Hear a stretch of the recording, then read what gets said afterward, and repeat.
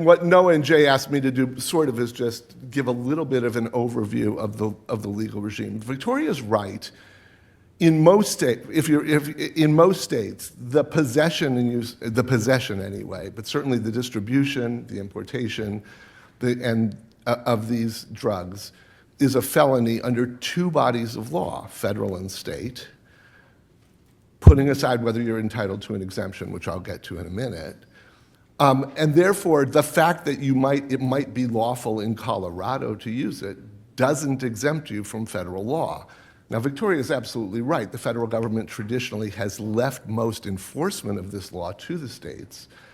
But who knows what the Trump administration might do? It might become much more liberal, and encouraging, maybe even take this out of Controlled Substances Act, certain forms of drugs, or it might become more aggressive, and certainly future administrations might. So the fact that something is lawful under state law, something Joshua will speak a little bit more to, doesn't get you out of the fact that it's a felony under U.S. law. The Controlled Substances Act, these are Schedule A drugs that cannot be possessed lawfully. So what are we even here for? Like, why are we spending 2 days talking about conduct that no one can lawfully engage in?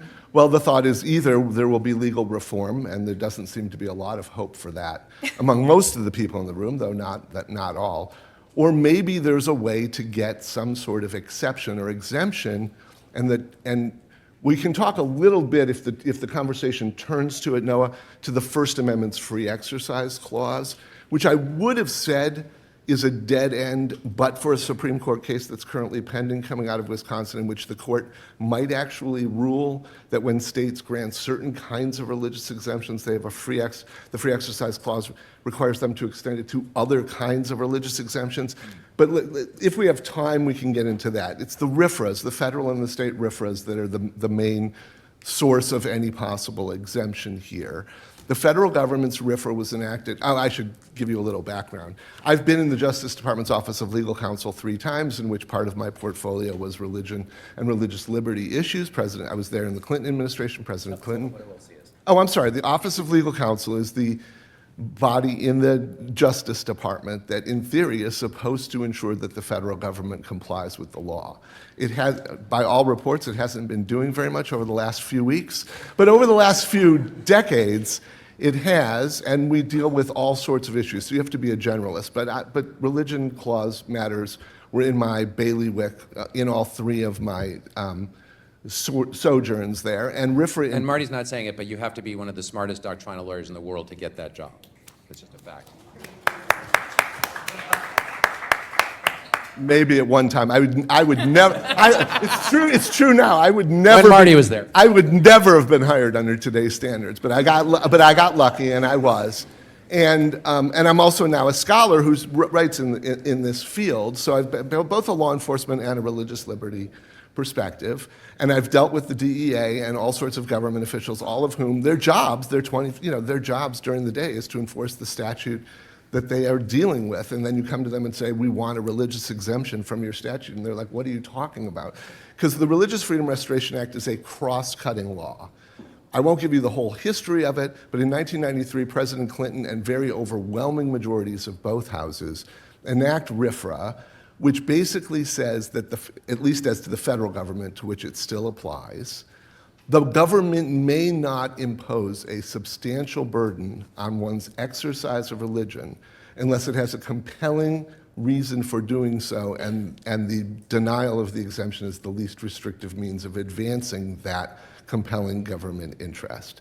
That applies to all federal law, unless Congress exempts one, and it hasn't yet. So it applies to all federal law, including the Controlled Substances Act.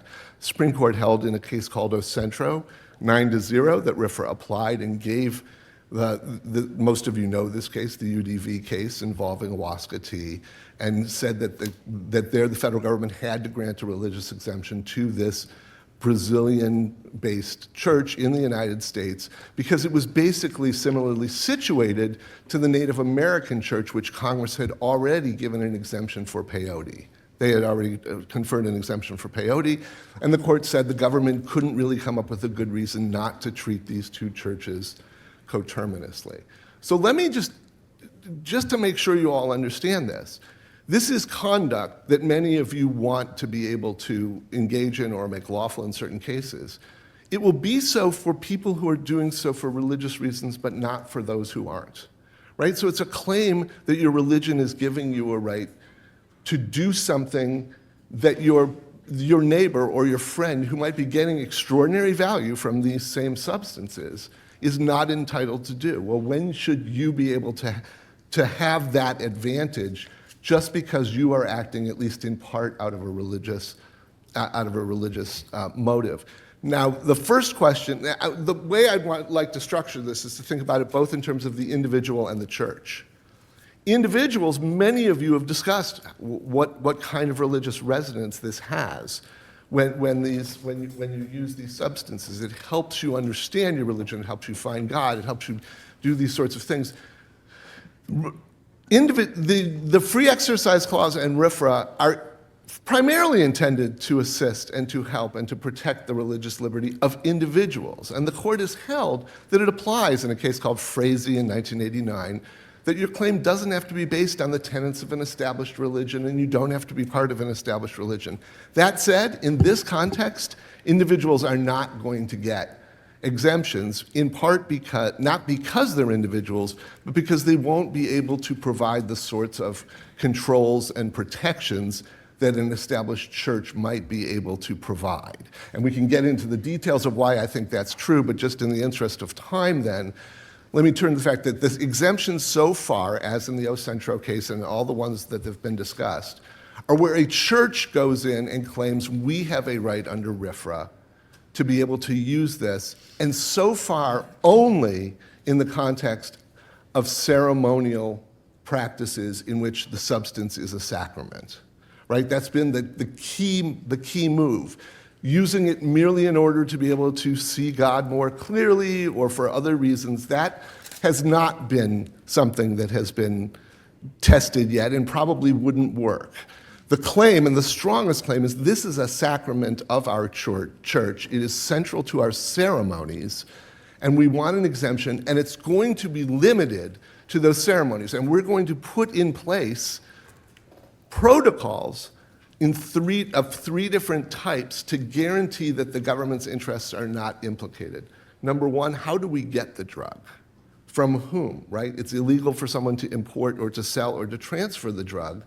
So you have to come up with a system that the Drug Enforcement Administration can monitor and look at to make sure that the drugs are what you claim they are. They're not adulterated, they're safe, they're coming from a trusted source, that there's ways of checking the importation or the sale of them, that it won't be diverted outside the context of the ceremony and the sacrament, that protections are in place, that the church is keeping the drugs in a volume and in a manner that prevents it from being moved outside of that context, and that within the ceremony or the sacrament, the sacramental ceremony, that there are protocols in place to assure that health problems do not occur, right? That the people using it are checked, that there are particular sorts of medical checks made within the church to make sure, or at least to limit the number of problematic cases that might occur there. So those three things have all been, anytime there's been an exemption, either in a court case or in the settlements that have been discussed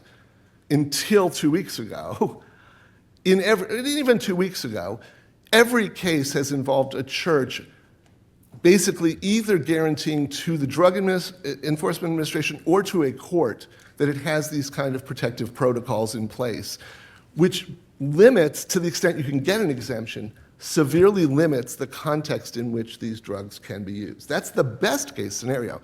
Why do I mention 2 weeks ago? 2 weeks ago, there was a very interesting case in a federal district court in Utah, of all places, or maybe it makes sense that it's in Utah, right, in which it ruled under Utah's RFRA. Utah has a mini RFRA for Utah state law, that a new church of singularism could use psilocybin mushrooms in its ceremonies, even though they charged like $4,000 to anyone to be able to do it, in a tea ceremony that they say is pretty central to their religion. It's a brand new church.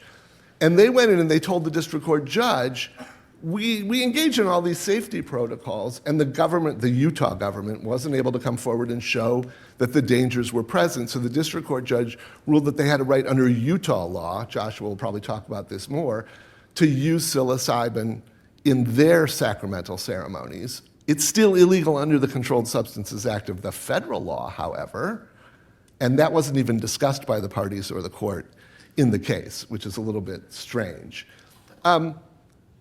Those are the main points that I wanted to start with, Noah, is just to sort of level set this and give you the sense that there are multiple bodies of law that prohibit this categorically, that in theory you have to get exemptions from all of them, although enforcement discretion might, you might be safe because the federal government just isn't enforcing one of these laws a great deal. But just to caution you that to the extent exemptions are going to be available, it's going to be in this very, very confined space in which churches are putting in place these protocols to prevent the three sorts of harms that the government is invoking. I guess I'll use my last 90 seconds. You've heard there's a lot of arguments governments make about why churches and individuals shouldn't get these exemptions. One is your claim isn't really religious. It's not religious exercise, right? It's not the exercise of religion. You're not sincere about it. Your church is sort of just, you created this church merely in order to be able to use the drugs. There are 10th Circuit cases, including one written by then Judge Gorsuch, saying basically we don't trust your sincerity. You came up with the religion in order to be able to use the drug. The courts will smoke that out. But most of the time, the government smokes, oh, sorry, no pun intended. You're at a drug conference, man. Good. It's good. And there was a no smoking rule in the Justice Department, I guarantee you, yes. So, but most of the time, in most of the church cases that have a serious chance of prevailing, the government is not challenging religiosity or sincerity. It is arguing instead that it has compelling interest in not granting exemptions, and that's where it wins most of the cases, unless the church can come forward and show that it has put in place the protections that will make sure that the problems the government's looking toward are not implicated very strongly. So we can get into all of these or fewer of them in the conversation.